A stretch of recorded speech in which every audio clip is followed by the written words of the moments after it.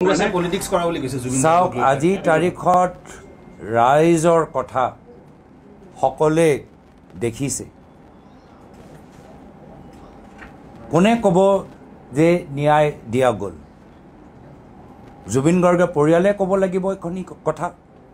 মুখ্যমন্ত্ৰীয়ে প্ৰমাণ দিব নেকি মুখ্যমন্ত্ৰীৰ কাম হল যে তেখেতৰ আৰক্ষী সকলে যি চাৰ্জ লগাইছে हे चार्जটো পিছত গৈ আদালতত তেওঁলোকে প্ৰমাণ কৰিব লাগিব কিবা কাৰণত তেওঁলোকে প্ৰমাণ কৰিব নোৱাৰিলে তেতিয়া মুখ্যমন্ত্ৰী বিফল হ'ব আদালতত জাজে মুখ্যমন্ত্ৰী কথাবোৰ নুশুনে জাজে চাব এভিডেন্স জাজে চাব প্ৰচিজাৰ জাজে চাব গাইডলাইনছ তেতিয়াহে গৈ কনভিকশ্যন হ'ব যেতিয়ালৈকে কনভিকশ্যন নহয় মুখ্যমন্ত্ৰী আগৰ পৰাই নিজকে চাৰ্টিফিকেট কিয় দিছে তেওঁ কি ভাবে যে অসমৰ মানুহ আদালতৰ বাবে অজ্ঞাত নেকি আইনী প্ৰক্ৰিয়াৰ বাবে আমি অজ্ঞাত নেকি আমি নাজানো নেকি যে কেনেদৰে কেতিয়াবা পুলিচে ভালদৰে ইনভেষ্টিগেশ্যন নকৰিলে গোটেই কেছটোৱে ফেইল হৈ যায় তো মুখ্যমন্ত্ৰীৰ কামটো হ'ল নিজকে চাৰ্টিফিকেট দিয়া আগতে বাৰম্বাৰ আজি তেওঁলোকে মিডিয়াত আহি আবুল তাবুল কথা কোৱাতকৈ অসম আৰক্ষীক সম্পূৰ্ণভাৱে সহায় কৰক যাৰ ফলত তেওঁলোকে এটা ফুল প্ৰুফ ৱাটাৰ টাইট কেছ বনাব পাৰে আৰু কোৰ্টৰ ভিতৰত এই অভিযুক্তসকলক কনভিকশ্যন হ'ব ন্যায় কোনে ক'ব যে ন্যায় পালোঁ ন্যায় ক'ব গৰিমা শইকীয়া গৰ্গ বাইদেউ আৰু পামী বৰঠাকুৰ বাইদেউ যেতিয়ালৈকে জুবিন গাৰ্গৰ পৰিয়ালৰ পৰা আমি প্ৰমাণ নাপাওঁ যে তেওঁলোকে ন্যায় পালে তেতিয়ালৈকে মুখ্যমন্ত্ৰীয়ে এইখিনি কথা কোৱাটো ইম্বিচিয়ৰ হৈছে চাইল্ডিছ হৈছে আৰু তেওঁৰ মনৰ ভিতৰত কিবা বেলেগ এটা চিন্তা তেওঁ কৰি আছে তাৰে আমি উমান পাইছোঁ কংগ্ৰেছে পলিটিক্স কৰা বুলি কৈ আছে জুবিন গাৰ্গক লৈ পেলাই আমাৰ দাবী স্পষ্ট আমি ন্যায় বিচাৰিছোঁ আমি জুবিন গাৰ্গৰ আদৰ্শ জীয়াই ৰাখিবলৈ বিচাৰিছোঁ আমাৰ ৰাইজ আজি হতাশ হৈ আছে আমি তেখেতৰ ঘাবৰ ওপৰত মৰহম লগাবলৈ বিচাৰিছোঁ তেখেতক আমি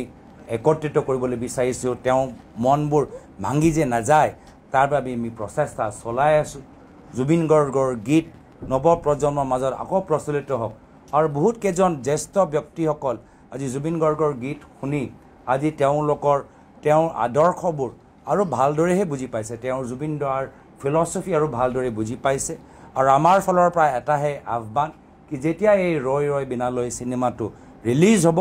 আহক জুবিন দাৰ যি এটা সপোন আছিলে যে অসম চিনেমা জগতটো এটা শক্তিশালী স্থানলৈ লৈ যোৱা আহক আমি মিলিজুলি জুবিন দাৰ অসমৰ চলচ্চিত্ৰ জগতলৈ যে সপোন আমি এই চিনেমাৰ যোগেদি বাস্তৱ কৰিম জ্যেষ্ঠ বিজেপি নেতা শান্তনু ভৰালীয়ে তেওঁ কৈছে যে এছআইডি ইয়াত বহি কি তদন্ত কৰিব ছিংগাপুৰলৈ যাব লাগিছিল বুলি বিজেপিৰ নেতাসকলৰ ফালৰ পৰা ইতিমধ্যে সেই কথা আহিছে সকলোৱে এইখিনি কথা জানে বুজে যে য'ত ঘটনা হ'ল যি হোটেলত থাকিলে যি ইয়টত গ'ল যি হস্পিটেলত ট্ৰিটমেণ্ট হ'ল তাতেই গোটেইখিনি তথ্যবোৰ আছে কিন্তু সেই তথ্যৰ যোগাৰ কৰাৰ আগত আমি মুখ্যমন্ত্ৰীৰ মুখনৰ পৰা যি আবুল তাবুল কথাবোৰ শুনি আছোঁ মৰ্যাদাহীন কথাবোৰ যে শুনি আছোঁ এজন মুখ্যমন্ত্ৰীক ক'বলৈ নাপায় মই মাত্ৰ ইমানহে ক'বলৈ বিচাৰোঁ ধন্যবাদ থেংক ইউ কালি ক্ৰেডিট খোৱাৰ কথা কৈছে ক্ৰেডিট লাগে মুখ্যমন্ত্ৰীয়ে কৈছে ক্ৰেডিট লাগে ক্ৰেডিট আমি পোৱা উচিত আমি ৰাইজে যাক বিচাৰিছোঁ মই সেইটোৱে ক'লোঁ যে তেওঁৰ কামটো হ'ল কোৰ্টৰ ভিতৰত যিখিনি অসম আৰক্ষীয়ে চাৰ্জ লগাইছে যিহেতু তেওঁ হোম মিনিষ্টাৰ সেইখিনি চাৰ্জ প্ৰমাণ দিয়া আৰু কনভিকশ্যন আনা যদি তেওঁ কনভিকশ্যন আনিব নোৱাৰে তেওঁ কোনো ক্ষেত্ৰত সফল নহয়